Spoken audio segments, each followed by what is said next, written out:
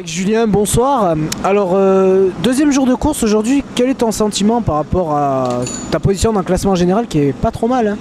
Le sentiment c'est de la surprise parce qu'on ne s'attendait pas à être dans les 30 premiers ce soir.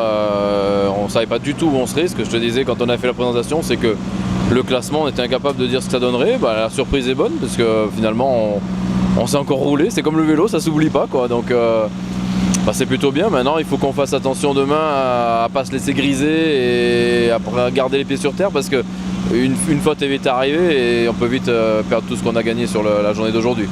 Justement, donc hier on a vu que la seconde spéciale avait été annulée. La première, oui pardon, alors comment est-ce que ça s'est passé tout le reste? Parle-nous un petit peu des conditions pour rouler. Nous on est arrivé au départ, en fait ils nous ont expliqué que la spéciale pouvait pas être courue et que du coup on partait en liaison par la nationale. On a su après coup ce qui s'était passé et le drame qu'il y a eu. Du coup on est arrivé directement dans la deuxième spéciale à froid et puis on est parti comme ça dans le rallye quoi.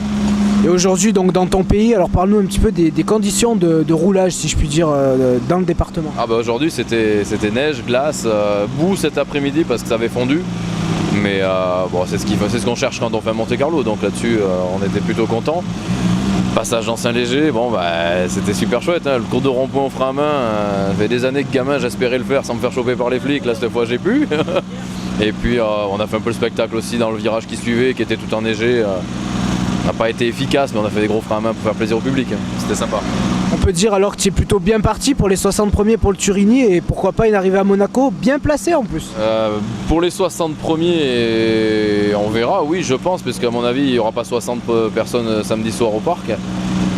Maintenant, tu sais, il suffit de se poser dans une spéciale un quart d'heure parce qu'on a fait une bêtise et puis tout ce qu'on a gagné là c'est perdu. Donc Monte-Carlo c'est jamais fini et il faut être calme et garder les pieds sur terre. On n'a plus qu'à souhaiter que tout se passe sous les meilleurs auspices. Voilà, c'est ça, et que demain soir on soit de nouveau là avec le même résultat et ça sera parfait.